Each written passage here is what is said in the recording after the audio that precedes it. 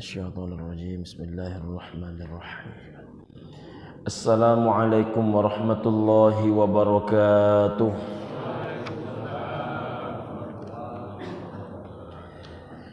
إن الحمد لله صلاة وسلاما على رسول الله أشهد أن لا إله إلا الله وحده لا شريك له وأشهد أن محمدا عبده ورسوله لا نبي بعده اللهم صل على سيدنا محمد وعلى آله وأصحابه ومن والاه أما بعد. Seluruh orang tua kami yang kami muliakan, pengurus masjid, Bapak RW, Bapak RT, tokoh masyarakat, para alim ulama, cerdik pandai, ibu dan bapak, saudara sebaya, adik-adik dan anak-anak kami yang kami sayangi, sidang jamaah subuh rahimakumullah. InsyaAllah Allah subhanahu wa ta'ala menghadirkan dalam kehidupan kita ishkariman au mut syahidan, hidup mulia, mati dalam keadaan syahid. Amin ya rabbal alamin. Ibu dan bapak, kita lanjutkan kajian kita pada pagi hari ini, masih dalam bab keutamaan zakat dan sedekah. Ibu dan bapak yang ikut pengajian yang sama di tempat lain, masih di sekitaran wilayah Harapan Raya dan sekitarnya, mungkin juga akan mendapatkan pembahasan yang sama. Jadi sifatnya pengulangan pengajian. Kita masuki pagi ini, ibu dan bapak rahimakumullah, hadis yang keempat, yang mana hadis ini, ibu dan bapak, adalah hadis qudsi, perkataan Allah subhanahu wa ta'ala yang disampaikan oleh Nabi sallallahu alaihi wasallam. Itu namanya, ibu dan bapak, adalah hadis qudsi. Dalam sebuah hadis qudsi, Nabi sallallahu alaihi wasallam menyampaikan, qala Allah tabaraka wa ta'ala, telah berfirman Allah tabaraka wa ta'ala. Apa kata Allah subhanahu wa ta'ala, ibu dan bapak yang berbahagia? Ya bani Adam, wahai bani Adam, kita dipanggil oleh Allah Ta'ala, anfik, nafkahkanlah hartamu, belanjakanlah hartamu, unfik alaika, maka kata Allah, aku yang akan membelanjaimu, aku kata Allah yang akan menafkahimu. Jadi ibu dan bapak rahimakumullah, zat yang maha menciptakan, yang maha memiliki langit dan bumi, yang maha sempurna, yang menghadirkan segala rezeki, menyuruh dan menjamin, menyuruh kita untuk membelanjakan harta kita, menafkahkan harta kita, dengan jaminan Allah Ta'ala lah yang akan menjamin membelanjai kita. Tentu ibu dan bapak rahimakumullah, tidak ada jaminan yang paling hebat selain jaminan dari Allah Ta'ala. Walaupun manusia ini, ibu dan bapak rahimakumullah, di hati dan ucapannya takkan gampang dia mengatakan dia beriman kepada Allah, tapi dalam implementasi kehidupan, ibu dan bapak, tidak mudah menunjukkan kalau kita ini betul-betul yakin bahwasanya Allah lah yang menghadirkan, membanyakkan, mengurangi, bahkan kemudian mencabut rezeki kita. Ibu dan bapak, dalam kehidupan tak kurang dan tak sedikit manusia ini lebih percaya dengan makhluk dibandingkan dengan Allah.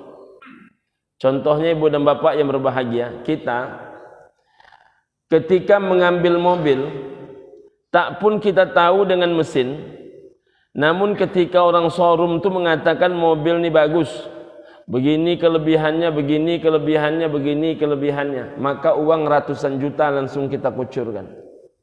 Tergantung tipe mobil dan model mobil.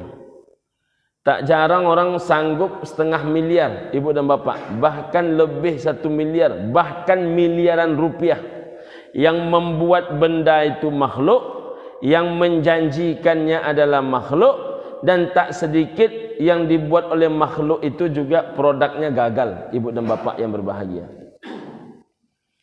Begitu juga dahulunya ketika kita membeli rumah, Ketika orang menyampaikan kepada kita ini aman dari banjir, posisi tanah tinggi, ini investasi jangka panjang, tak banyak pikiran kita ibu dan bapak rahimakumullah ketika kita menengok situasi kondisinya, maka ratusan juta bahkan miliaran rupiah kita kucurkan. Nah, pertanyaan sederhananya, berapa yang sudah kita kucurkan dalam berinvestasi dengan Allah? Berapa dana terbesar yang bapak ibu pernah bertransaksi dengan Allah? Yang bapak ibu pernah berani melakukan jual beli dengan Allah? Nah, ini kan mesti kita dudukkan ini. Bertransaksi dengan makhluk berani, bertransaksi dengan manusia berani, tapi beranikah kita bertransaksi dengan Allah Subhanahu wa taala? Padahal yang menghadirkan rezeki Allah, yang bisa membanyakkan rezeki Allah, yang mencabut rezeki juga Allah. Dan sekarang Allah Ta'ala yang menjamin, kalau engkau nafkahkan hartamu, kata Allah, aku yang akan menjamin nafkah untukmu, aku yang akan membelanjaimu, kata Allah. Secara sederhana ibu dan bapak, kita sebetulnya sudah sering mengalami hal-hal yang berkaitan dengan hal macam ini. Contohnya ibu dan bapak rahimakumullah, dulu di awal-awal menikah, tak sedikit di antara kita ini yang tak punya penghasilan, tapi kita berani menikah. Saya menikah ibu dan bapak tahun 2002, masih tinggal di masjid. 2002 itu mohon maaf gaji imam 250.000. Sewa rumah di pasar pusat itu ibu dan bapak 400.000. Nah, jadi gajinya 250.000, sewa rumah 400.000. Tapi kita menikah. Tak sedikit orang hari ini kalau kita tanyakan kenapa belum menikah, alasannya belum punya pekerjaan tetap. Belum lagi bisa dikatakan sanggup menghidupi anak orang. Kita ini tidak sanggup menghidupi anak orang. Kita ini tak sanggup menghidupi manusia. Macam mana cara kita menghidupi manusia? Banyak belanja manusia ini ibu dan bapak. Kita ini hanya menjalankan perintah Allah. Disuruh Allah nikah, nikah. Disuruh Allah menafkahi, kita nafkahi. Urusan macam mana cara Allah mendatangkan sesuatu yang Allah janjikan, nah itu bukan pekerjaan kita, itu pekerjaannya Allah. Jadi kita ini jangan terlalu banyak mikir. Jangan terlalu banyak mikir hingga tak berani mengeksekusi. Nah ibu dan bapak rahimakumullah, maka hati kepada Allah itu dibulat-bulatkan. Fa'aqim wajhaka ilad dini hanifa. Luruskan wajah itu menghadap kepada agama Allah.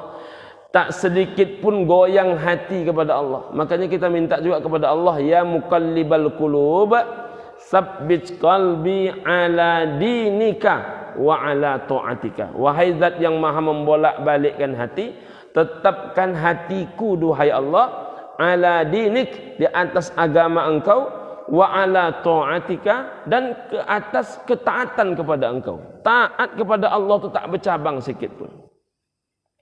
Nah ibu dan bapak rahimakumullah, tapi kan seiring jalan ibu dan bapak,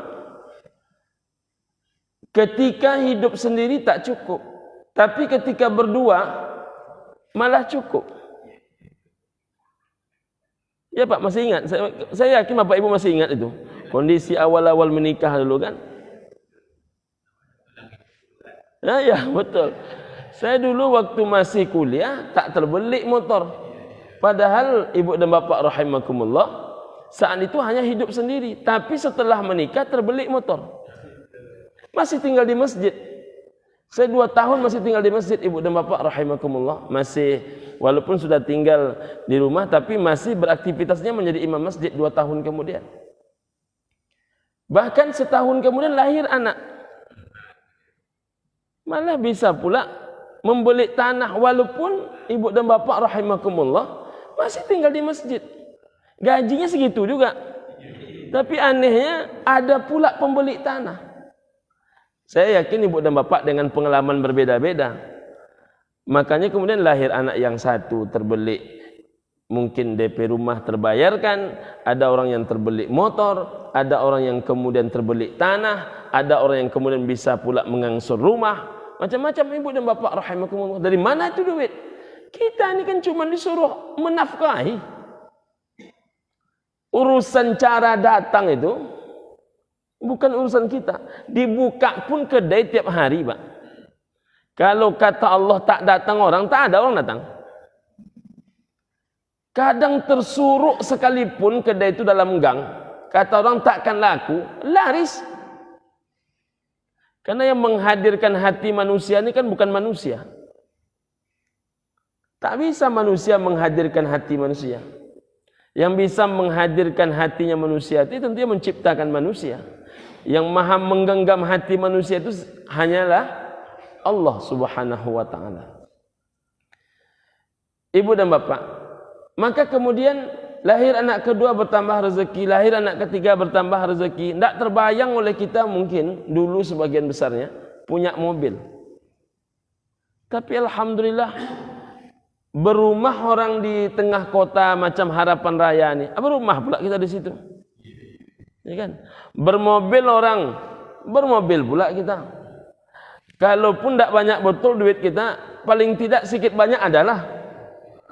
Begitu Allah Ta'ala menghadirkan jaminan itu dibuktikan. Ibu dan bapak rahimakumullah. Nah, coba ibu dan bapak bayangkan. Sayangnya orang selalu berhenti hanya sampai kepada istri dan anak.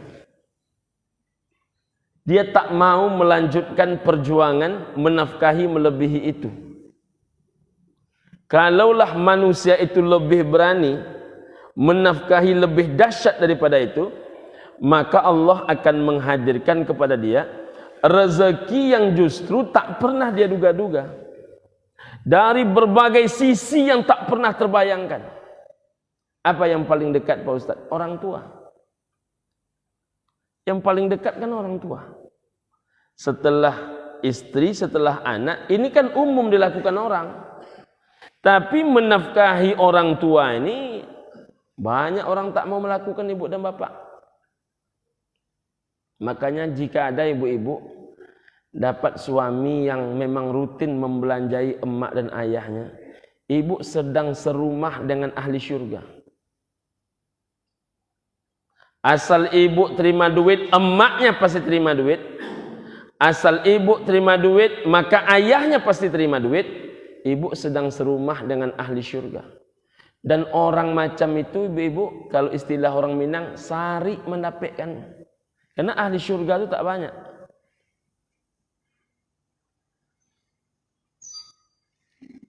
Selalu orang beralasan ibu dan bapak rahimakumullah, sedangkan untuk kami saya tak cukup, Ustaz. Bagaimana pula mau ditambah dengan orang tua? Justru karena tak berani menambahkan dengan orang tua itulah maka tak cukup-cukup. Karena ketika istri mendoakan kita, itu biasa, Pak. Ketika anak mendoakan kita, itu biasa. Karena memang dia bergantung dalam rezeki suaminya. Tapi kalau orang tua dengan ketulusan hatinya dan dia ikut makan dalam rezeki anaknya, oh itu ibu dan bapak rahimakumullah, kata para ulama, qaulul ulama, seorang yang berbakti kepada kedua orang tuanya, dia nafkahi kedua orang tuanya, kalaulah dia berbicara kepada kayu, berbicara dia kepada batu, kepada gunung, hai kayu, hai batu, hai gunung, berubahlah kalian menjadi emas. Maka batu, gunung dan kayu pun berubah menjadi emas. Sesuatu yang tak bisa dielak ibu dan bapak. Lalu emak kandung, ayah kandung kita yang memohon khusus kepada Allah. Dia kalau menanya, seluruh orang tua ini insya Allah mendoakan anak. Seluruh orang tua, baik diberi maupun tak diberi.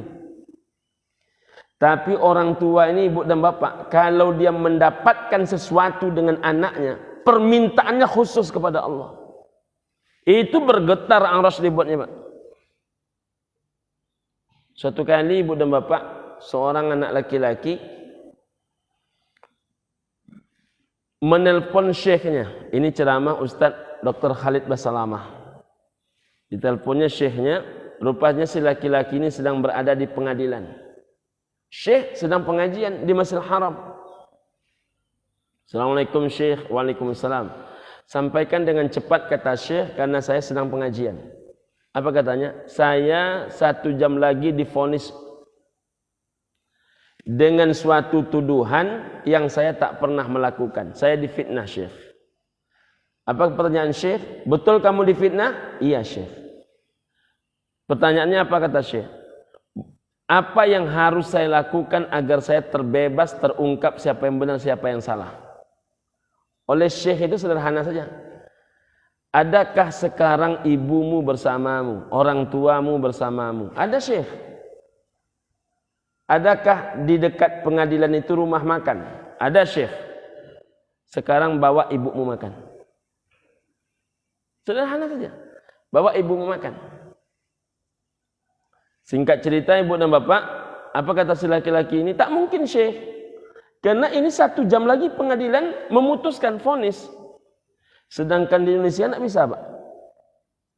Di Arab Saudi itu dalam hal-hal macam ini sangat ketat ibu dan bapak. Kata Syekh, engkau lakukan silahkan, engkau tinggalkan silahkan. Saya mau melanjutkan pengajian. Maka ditutuplah telepon itu ibu dan bapak. Anak ini gamang nak menyampaikan, tapi dengan tidak ada lagi nampak jalan keluar, buntu, maka menghadap dia kepada pihak pengadilan. Rupanya pihak pengadilan ini tersentuh. Apa kata dia? Bolehkah aku mengajak ibuku makan agak sebentar? Kata pihak pengadilan, baik, 1 jam lagi kami jemput. Jadi hanya dikawal sekedarnya ibu dan bapak, dia nyebrang. Sampai di rumah makan itu apa kata dia? Wahai penjaga dan pelayan rumah makan, hadirkan seluruh makanan terbaik kalian untuk emakku. Rupanya ibu dan bapak emaknya tak mau makan. Karena orang tua ini tak bisa makan kalau anaknya susah. Tapi anak tetap bisa makan kalau orang tuanya susah. Nah, itu bedanya Pak. Jadi orang tua tak bisa makan dia kalau anaknya susah. Tapi anak makan tetap bertambuh juga. Ini masalah kok dihadapi aja mak katanya. Nah, ibu dan bapak yang berbahagia, ketika emaknya tak makan, apa kata si laki-laki ini? Bu, kalau ibu tak mau memakannya, maka masalah ini tak selesai. Nah, itu kata kunci itu Pak. Jadi sesusah-susahnya hidup kita ini harus menjanjikan dan menjaminkan, bahkan merayu orang tua kita itu untuk mau memakan makanan yang kita hidangkan. Karena itulah solusi terbaik, masalah selesai. Dengan berat hati karena kata anaknya ini yang menyelesaikan masalah, ibunya ini hanya makan 3 suap. Suapan pertama, tak lupa dia berdoa, ya Allah bebaskanlah anakku. Suapan yang kedua, buktikanlah ya Allah mana yang benar, mana yang salah. Suapan yang ketiga, ungkap ya Allah siapa yang telah memfitnah anakku. Habis itu tak tersuap lagi nasi itu. 1 jam kemudian ibu dan bapak pihak pengadilan tak datang. 2 jam kemudian pihak pengadilan juga belum datang. 3 jam kemudian pihak pengadilan datang. Tadi menghantarkan wajahnya agak bengis. Tapi ketika datang setelah 3 jam ini, wajahnya cerah. Apa kata pihak pengadilan? Engkau dibebaskan dari segala tuntutan, karena orang yang memfitnahmu telah kami tangkap. Hanya 3 jam. Jadi ibu dan bapak, kenapa para ulama berani mengatakan kepada gunung, kepada batu, kepada kayu pun dia berkata, berubahlah kalian menjadi emas, maka dia pun akan berubah menjadi emas. Ini makna kiasan ibu dan bapak rahimakumullah, bahwasanya memberi kepada orang tua itu tak ada hijabnya, tak ada pembatasnya. Ibu dan bapak rahimakumullah, maka berbakti kepada orang tua ini perintahnya setelah perintah ibadah. Wa qadha rabbuka alla ta'budu illa iyya wa bil walidaini ihsana. Setelah beribadah, maka berbuatlah yang berbakti, yang berbuat terbaik kepada kedua orang tua. Ibu dan bapak, banyak orang-orang ahli ibadah tak mau melakukan ini. Dalam hal solat dia luar biasa. Dalam hal berpuasa dia luar biasa. Dalam tahajud, dalam berzikir dia luar biasa. Solat berjamaah dia luar biasa. Tapi memberi rutin kepada emak ayah dia, ini tengok betul orangnya dulu. Makanya ibu dan bapak, beruntung sekali mereka yang telah memberi ini. Suatu kali Imam Hasan Al-Basri ini seorang ulama besar. Wafatlah ibunya. Wafat ibunya, ibu dan bapak rahimakumullah. Rupanya menangislah beliau sejadi-jadinya. Heran jamaahnya. Karena selama ini setiap ada musibah kematian, setiap orang mendapatkan cobaan hidup, mengadunya kepada Imam Hasan Al-Basri. Jadi ketika Imam Hasan Al-Basri menangis seperti itu sejadi-jadinya, orang malah heran. Kok bisa orang sekaliber Imam Hasan Al-Basri ketika diuji ibunya wafat, kok macam ini betul tangisnya? Ditanya oleh jamaahnya, kenapa engkau malah justru tak sabar menghadapi ini wahai imam? Bukankah engkau yang mengajarkan kami tentang hakikat sabar? Kata Imam Hasan Al-Basri, ibu dan bapak, apakah kalian mengira aku menangis ini karena ibuku wafat? Ya, kata yang lain. Tidak. Aku tahu semua manusia akan pergi. Apakah kalian mengira aku takut aku tak punya ibu? Ya, betul, tapi semua orang pun akan meninggalkan. Yang kutangiskan itu, kata Imam Hasan Al-Basri, karena pintu surga terdekatku telah tertutup. Pintu surga terdekatku itu telah tertutup. Jadi kerugian terbesar kita laki-laki ini, Pak, kalau ini kita hadapi, kita mengalami rugi yang sangat besar. Apa itu? Wafatnya ibu dan ayah kandung kita. Nah, semacam yang saya alami ini tak bisa diganti dengan apapun. Tak bisa diganti. Kami 2021 wafat ibu, 2022 wafat ayah. Jadi dalam 2 tahun ini kami kehilangan 2 orang sekaligus. Maka itu tidak bisa diganti. Tidak bisa diganti. Saya di mana-mana pun saya menyampaikan kajian selalu saya ingatkan. Bagi kalian saya bilang, yang masih hidup ayah mak kalian, bisa kalian memegang tangannya, mencium tangannya, memeluk dirinya, mencium pipinya, peluk, cium. Mengapa demikian? Karena masa itu takkan lama dan takkan berulang. Bapak-bapak, ibu-ibu yang masih hidup orang tuanya, jangan sampai tidak rutin.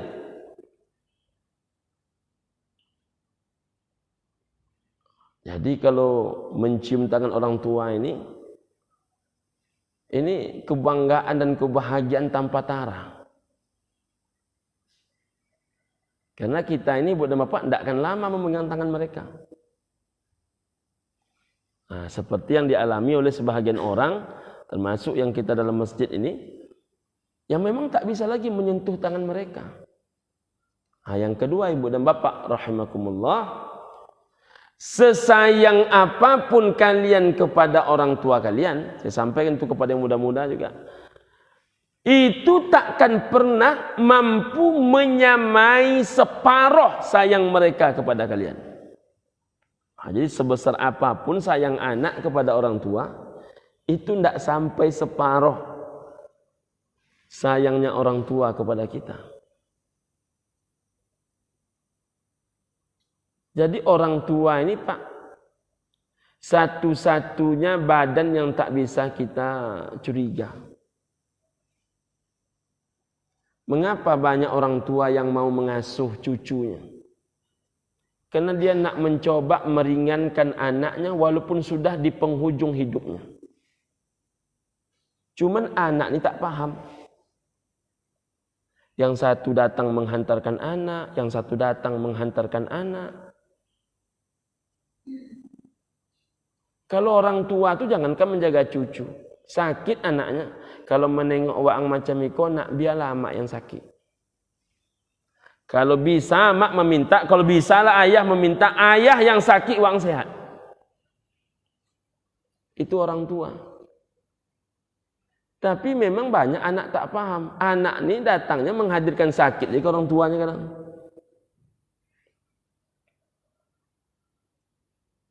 Maka jangan coba-coba menjadikan orang tua itu pengasuh dalam rumah kita. Sudahlah tak memberi, menjadikan orang tua pengasuh. Dan coba-coba itu seburuk-buruk rumah itu. Seburuk-buruk rumah itu orang tua itu bekerja dalam rumah anaknya. Jangan dibuat-buat. Yang ketiga ibu dan bapak, tidak ada satu pun dunia akhirah sekaligus bisa diraih dengan satu amal sehebat ketika seorang anak memperlakukan yang terbaik untuk orang tuanya. Di dunianya Allah kayakan dia, di akhirahnya Allah muliakan dia. Di dunia saja Pak, 3 janji Rasul kepada anak yang memberi ke orang tua. Pertama, anaknya berbakti kepada dia. Makanya kalau anak kita tu melawan kepada kita, kita mesti cek kita ini termasuk anak yang durhaka nak kepada orang tua kita. Yang kedua, rumah tangga itu sejuk saja. Tak ada panasnya. Ya kalau terjadi keles-keles layang ya namanya sendok dan garpu pun berbunyi juga dia ibu dan bapak rahimakumullah. Tapi orang yang berbakti kepada orang tua itu rumah tangganya sejuk. Tapi kalau tak berbakti itu rumah tangga panas. Kalau istilah sebagian orang tu sepekan 7 hari kelahi 9 hari ibu dan bapak. Itu. Yang ketiga, rezekinya mulia. Rezeki mulia itu sikitnya cukup, banyaknya berlebih. Sayangnya sekali lagi banyak orang tak mau melakukan. Tapi kalau lebih mau lagi, ini lebih hebat lagi. Selain istri, anak dan orang tua, mestinya orang tua pertama kali. Karena setiap anak laki-laki ini mencari nafkah, maka yang pertama kali dia lengkapi dulu kebutuhan ibu dan ayahnya. Baru kemudian istri dan anak. Kadang-kadang ibu-ibu ini mohon maaf sebahagian, bangga dia kalau gaji suaminya dia semua yang pegang. Ambo Pak Ustaz tidak cakap sombong Pak Ustaz, apalah sombong katanya, sombong betul itu. Tidak cakap sombong Pak Ustaz, seluruh gaji suami ambo Pak Ustaz, ambo ke saudara makcik. Itu sombong namanya. Karena kalau sudah uang ini seluruhnya dipegang perempuan, maaf saya tak menuduh perempuan memiliki perangai tak baik. Karena emak saya perempuan, adik saya perempuan, istri saya perempuan, anak saya perempuan. Ibu dan bapak rahimakumullah. Tak 1-2 kasus. Jangankan untuk ibu si laki-laki ini, untuk uang minyak laki-laki ini pun kadang-kadang ada juga yang tertahan ibu dan bapak rahimakumullah.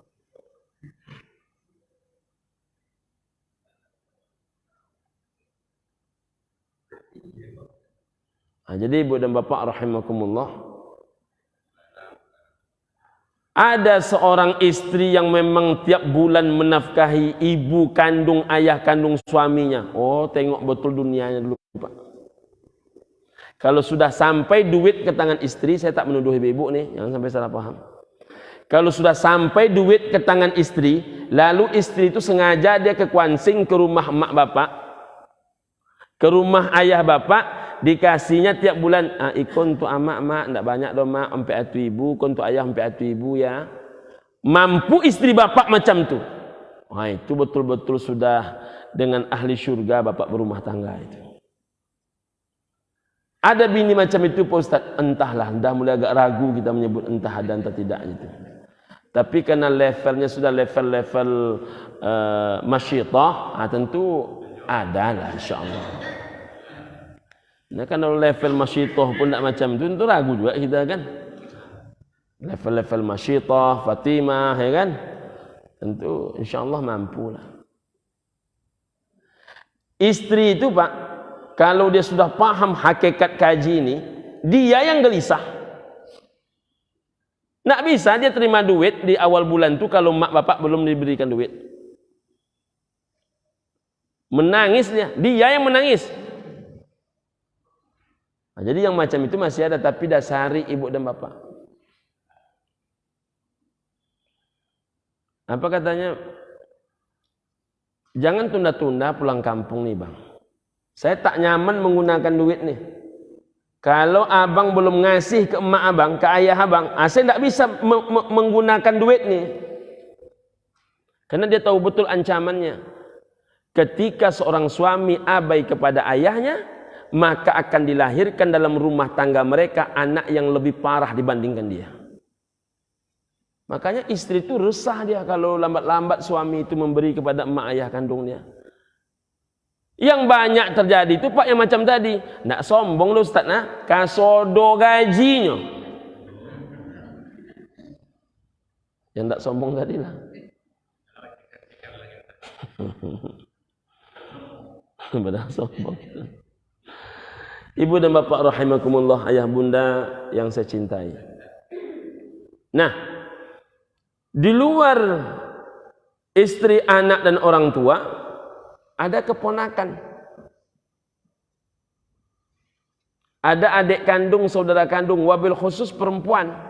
Nah, makanya ibu dan bapak, anak paling tua itu pengganti ayah. Maksudnya yang laki-laki. Makanya dulu Pak, jangan heran kita kalau ada orang adik nomor 2-nya kepala sekolah, adik nomor 3-nya kepala dinas, adik nomor 4-nya kepala dinas juga, adik nomor 5 dosen. Tapi bapak ni tak jadi orang yang punya jabatan. Ketika kita tanya, kok bisa apa surang yang, kalau dulu kan disebut orang tak jadi orang. Kok bisa Pak surang tak jadi orang? Adik-adik apa orang-orang bapangkek seluruhnya, punya jabatan seluruhnya. Jawabannya itu Pak, itu membuat kita malu kadang-kadang. Apa katanya? Ambo kok macam iko Pak Ustaz, karena dulu ayah kami capek dipanggil oleh Allah Ta'ala. Ketika almarhum ayah berpulang ke rahmatullah, maka Pak Ustaz, ambo yang waktu itu sedang sekolah memutuskan berhenti sekolah. Dia putuskan berhenti sekolah, dia nafkahi ibu kandungnya, dia menjadi tulang punggung, dia nafkahi adik kandungnya, bahkan Pak kadang yang terakhir menikah dia. Dia terakhir kali menikah. Dah selesai adik-adik perempuannya menikah, baru dia menikah. Kadang sudah menikah dia, rupanya tidak pula lama berjodoh hidup adik-adiknya ini. Suaminya berpulang pula ke rahmatullah. Bertambah lagi tugasnya. Posisi dia waktu itu sebagai mamak. Kan mamak itu posisinya. Makdang kan. Maka kemudian seluruh keponakan kandungnya itu, dialah yang menafkahi. 3 adik perempuannya, 3 kali 3 orang anak. 9 orang keponakan, tambah dengan 3 anak kandung dia. 12 orang anak sekali dayung Pak, tambah dengan 3 orang adik perempuan dia. 15 orang, tambah istri dia 1, 16 orang. Sekali dayung semua. Maka dulu Pak, kalau nak berlaki, nak berbini keponakan tu, ke siapa dia mengadu? Kepada paman dia, mamak dia. Nak setuju mamak tu jadi dia menikah? Jangan coba-coba menjadi menikah. Panjang tu perkara dunia persilatan itu. Tapi sekarang nak setuju mamak kita menikah, jadi kita menikah? Jadi saja. Mengapa kok bisa jadi? Karena memang banyak mamak yang tak peduli. Banyak mamak yang tak peduli dia. Kita bukan tak peduli Pak Ustaz, cuman kan kebutuhan ini banyak. Lebih parahlah hidup mamak zaman dulu lagi. Makanya dulu ibu dan bapak, mamak itu macam mana orang segan ke ayahnya, macam tu orang segan ke mamaknya. Memandang saja mamak itu pucat pasi keponakan itu. Memandang saja. Anak sekarang, jangankan mamak dia, ayah dia memandang. Mengapa ayah mandang-mandang aja tu? Itu persoalan itu ibu dan bapak. Nah, jadi ibu dan bapak rahimakumullah, ini terjadi dalam kehidupan.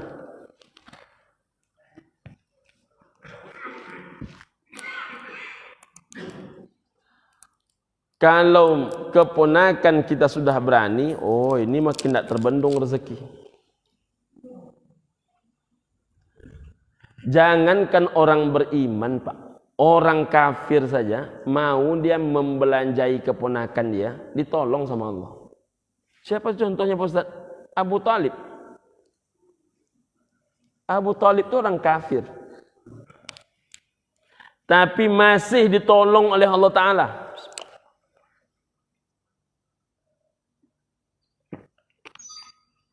Pertama, Abu Talib itu ibu dan bapak dilahirkan untuk dia anak-anak yang saleh. Anak-anak Abu Talib itu Pak bintang-bintang masa depan. Ada Ali bin Abi Talib, ada Ja'far bin Abi Talib. Yang kedua, rumah tangga Abu Talib itu Pak rumah tangga bahagia. Padahal hidupnya susah, menggembalakan kambing, bini nyompe, anak 12. Awak kayo bini cie. Saya bukan memanas-manasi bapak-bapak ini, jangan sampai salah paham pula nanti kan. Karena berhadapan dengan ibu-ibu ini tidak panjang usia pengajian.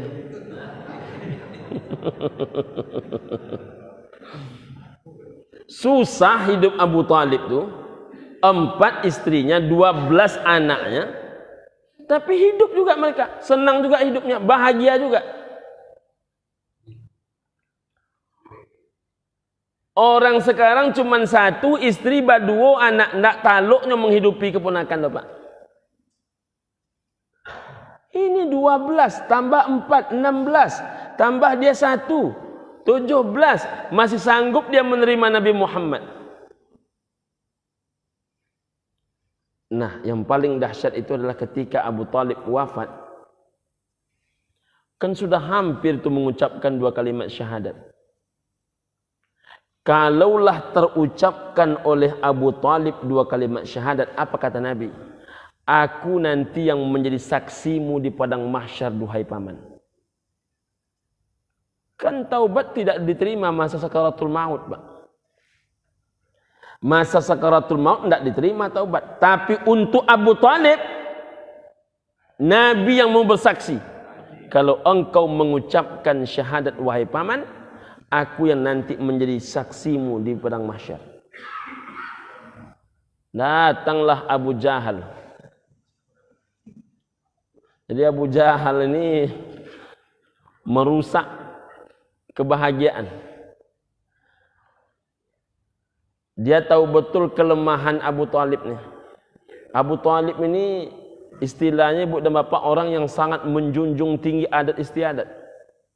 Nah, dari situ dia masuk. Apakah engkau akan tinggalkan keyakinan leluhurmu?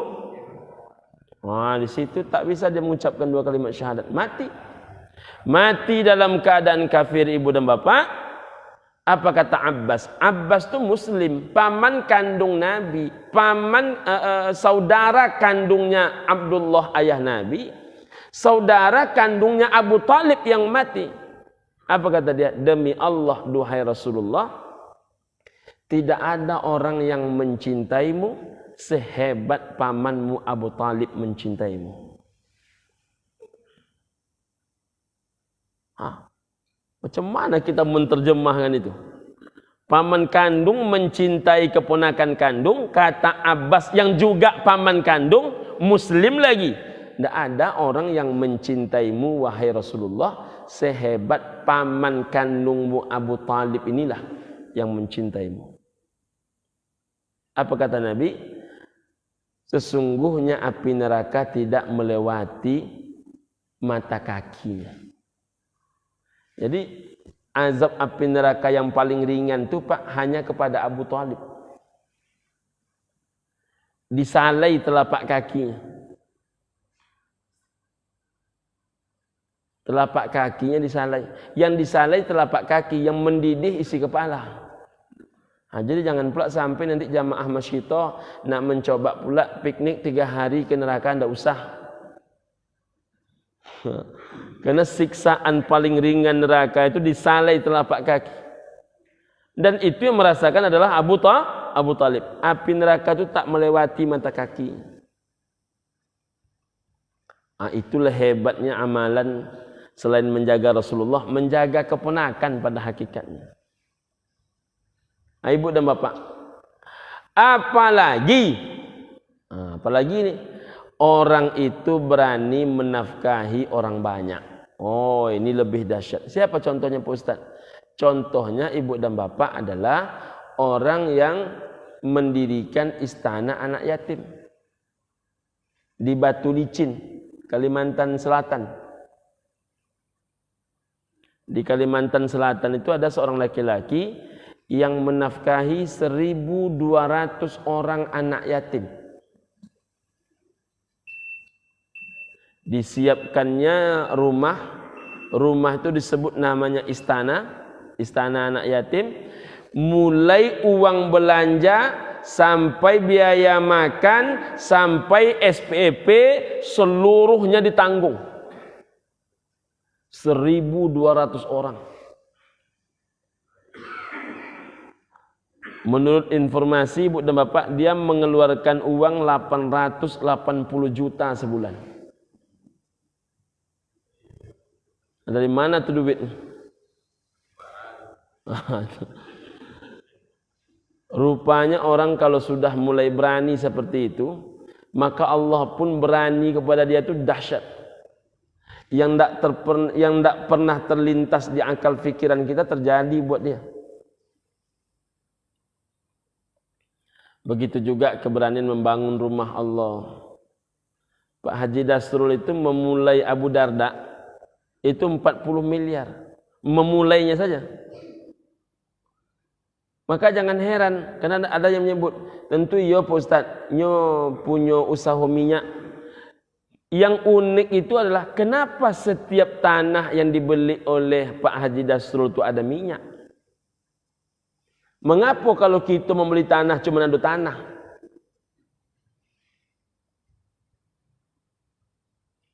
Kan perlu ya kita pikirkan tuh Pak. Sama dengan bapak-bapak yang di Sumbar itu, di Damas Raya itu. Dia beli tanah, dalam tanahnya ada emas. Dia beli gunung, dalam gunungnya ada emas.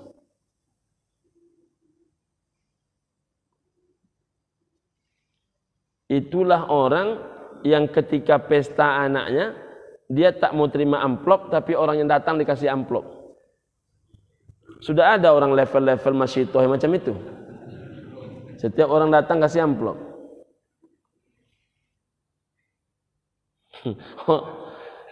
Insya Allah kita doakan. Bahkan dibuatnya pula hadiah hiburan. Ada umroh, ada motor. Orang datang ke pesta anak dia tu. Jadi ibu dan bapak rahimakumullah, kalau kita menengok di Pekanbaru yang baru ada tu pesta besar-besaran, macet sebagian wilayah Pekanbaru dibuatnya. Kita tengok dalam hotel tu siapapun tokoh ada dalam tu, tapi masih terima amplop juga. Tapi kalau dia yang ngasih, wah ini dahsyat Pak.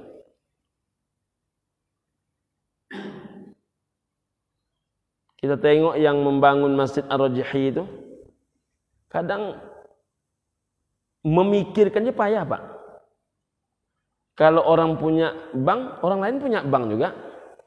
Tapi kenapa dia, pemilik Ar-Rajhi itu, masjid dia bangunkan, kurma berhektar-hektar dia sumbangkan.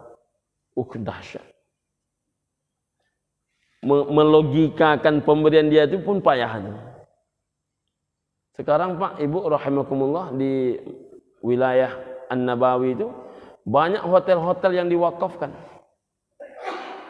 Hotel-hotel bintang 5 internasional itu diwakafkan.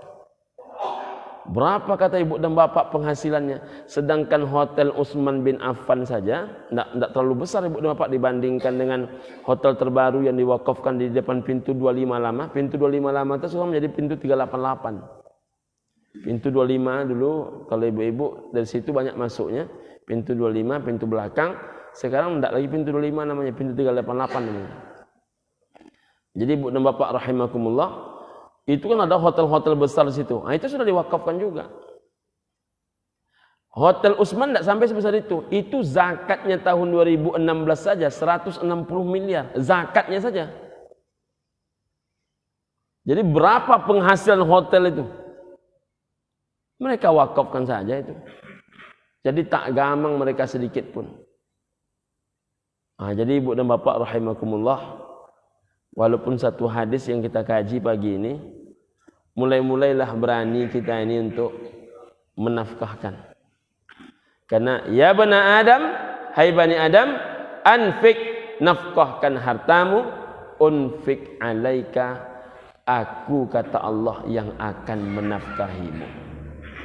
Saya kira itu ibu dan bapak rahimakumullah. Mudah-mudahan Allah Subhanahu wa taala mencurahkan rahmat, nikmat dan kasih sayangnya kepada kita semua. Insyaallah kita masih berjumpa di pekan keempat bulan depan. Semoga amin ya rabbal alamin. Semoga tak bertemu dengan jadwal umroh saya ibu dan bapak, karena insyaallah tanggal 26 Januari saya kembali meninggalkan Pekanbaru menuju ke tanah suci Mekah dan Madinah Al-Munawwarah. Mudah-mudahan ibu dan bapak juga sehat walafiat, diberikan kemudahan juga bisa ke tanah suci ini berulang-ulang. Agak sekali setahun jadilah. Amin ya rabbal alamin. Terima kasih. Billahi taufiq wal hidayah wal ridha minal inayah. Subhanakallahumma rabbana bihamdika asyhadu an la ilaha illa anta wa astaghfiruka wa atubu ilaik. Assalamualaikum warahmatullahi wabarakatuh.